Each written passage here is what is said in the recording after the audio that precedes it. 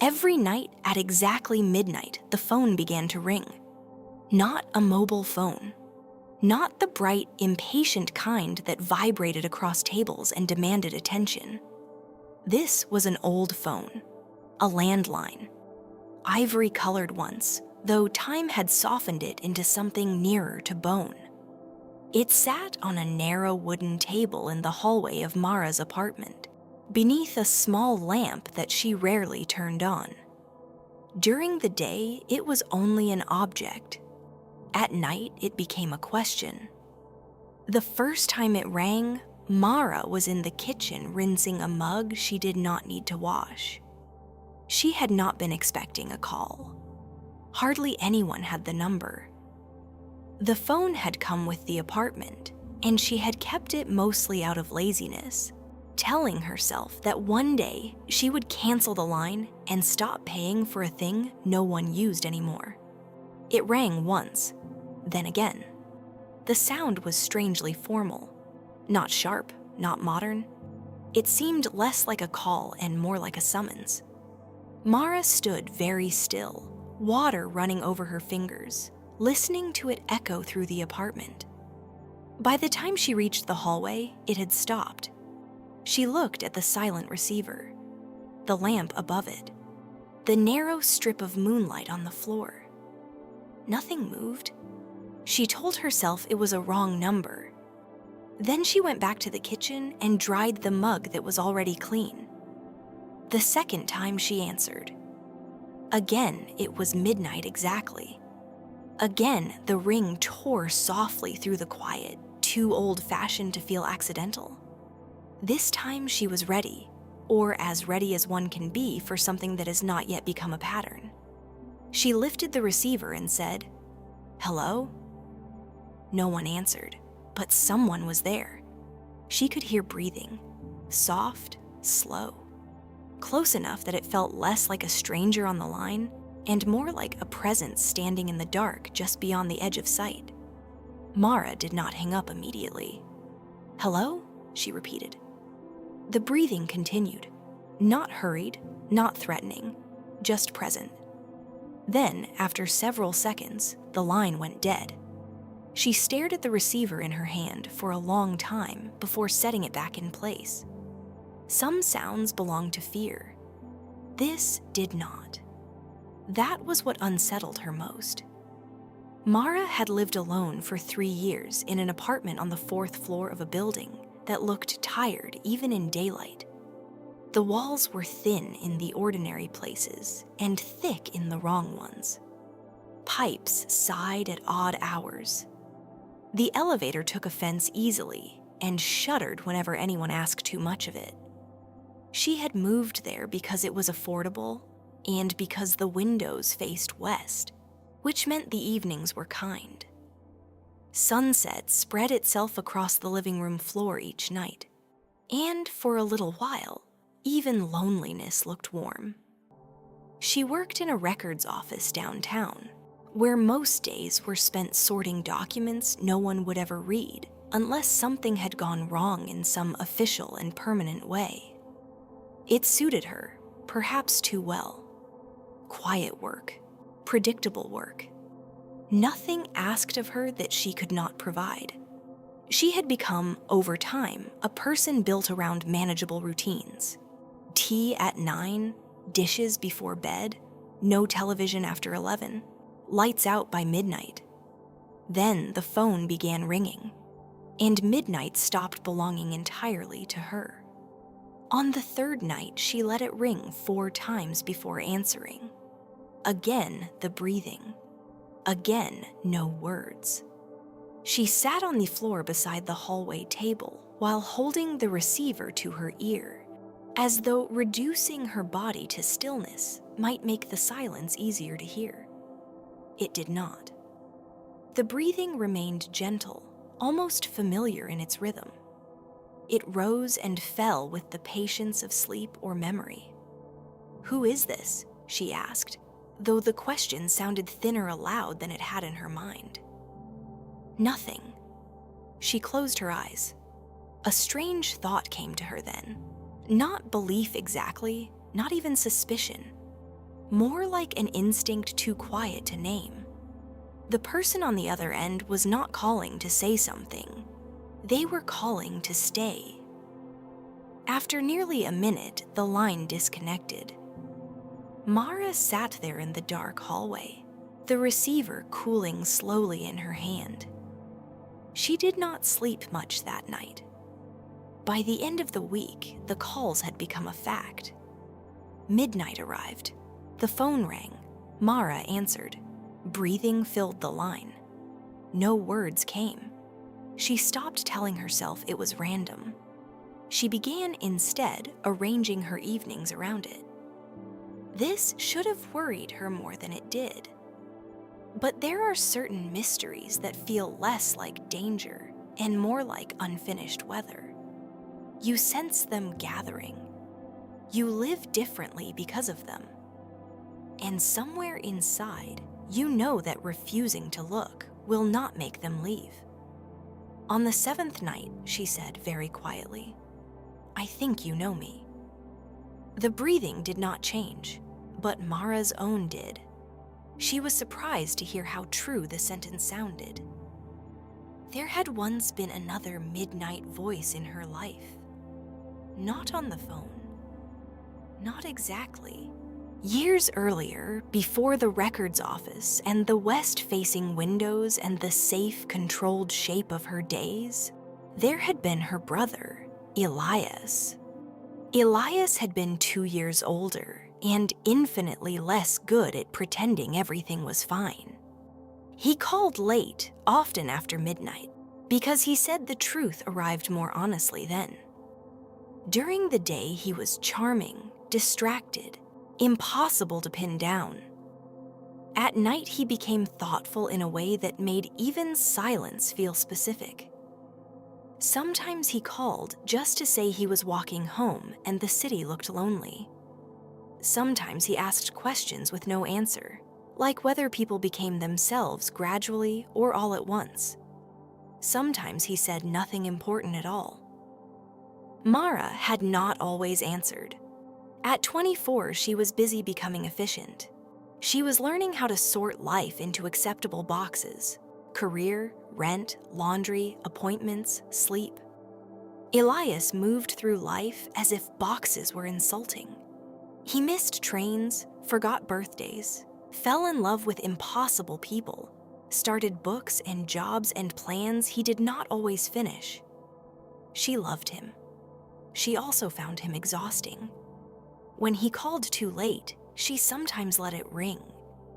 If she was tired enough, she pressed the pillow over her head and told herself she would speak to him tomorrow. Tomorrow, as it turned out, is a fragile country. The last time Elias called, it was 3 minutes after midnight. Mara looked at the lit screen on her bedside table. She had work in the morning. She had slept badly the night before. She watched his name glow in the dark until it stopped. When she listened to the voicemail the next day, his voice was bright in the artificial way. Tired people sometimes force brightness into their words. "Hey," he said. "Couldn't sleep. No reason. Call me when you're up." She never did. That afternoon, there was an accident on the coastal road outside the city. Rain, a truck, a moment of bad timing.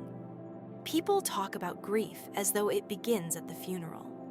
Sometimes it begins with a missed call. Mara had not thought about the voicemail in months. That was not true. She had thought about it almost every day. She had simply gotten better at placing the thought at the far edge of herself, where it could hum without interrupting function. But the midnight phone call had found the same frequency. On the 10th night, after listening to the breathing for nearly 2 minutes, she whispered, "Elias?" The line remained silent. Still, she felt foolish and shaken in equal measure. She was not a superstitious person. She did not believe the dead reached through wires or old wiring or worn-out telephones. She believed in grief, in pattern, in the mind's desperate talent for turning static into meaning. Yet when she said his name, the breathing caught, just slightly, just once, as if the body behind it had remembered it too. Then the line went dead. Mara sat awake until dawn. The next day, she took the afternoon off work. She found the box of old belongings she had not opened since the move and pulled it from the back of her closet.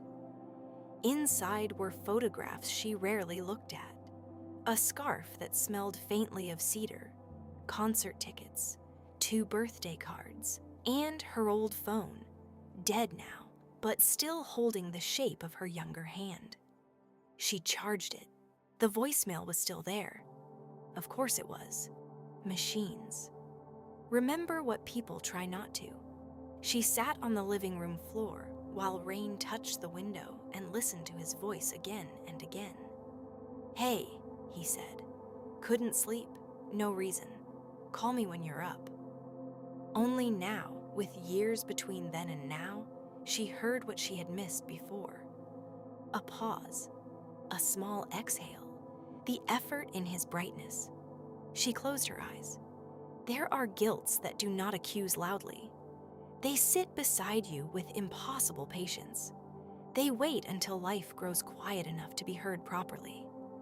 That evening, before midnight, Mara placed the old phone beside the landline in the hallway. When the ringing began, she answered on the first sound. The breathing was there. Mara leaned her back against the wall and said, "I'm sorry I didn't call back." The words came out steadier than she expected. Nothing answered. Still, something in the silence changed. Not the caller. Perhaps only her. She went on. "I told myself you'd be there tomorrow. I told myself people don't disappear between one evening and the next just because you're tired. I told myself there would be time." Her throat tightened. "The thing is," she whispered, "I think I knew you were lonely that night, and I chose sleep." She pressed her thumb against the receiver so hard it hurt. The breathing remained soft, human, near. For the first time, Mara cried while the line stayed open.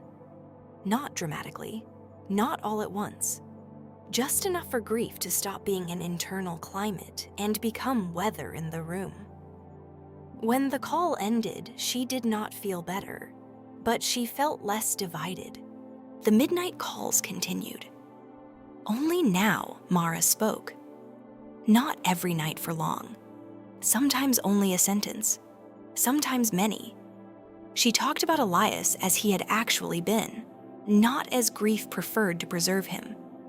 She spoke of his crooked smile and his terrible timing, and the way he once bought an expensive coat with money he did not have, because he said life was too cold for caution. She spoke of the fights they had, of the affection hidden inside irritation, of the resentment that comes from loving someone whose way of moving through the world cannot be organized. She said the things regret had frozen. "I was angry that you made everything feel urgent. You deserved more patience than I gave. I miss your midnight questions. I hate that one unanswered call became the loudest thing in my life." The breathing remained. Sometimes it seemed to deepen when she paused. Sometimes it was almost too faint to hear, making her wonder whether she had imagined the whole ritual from the start.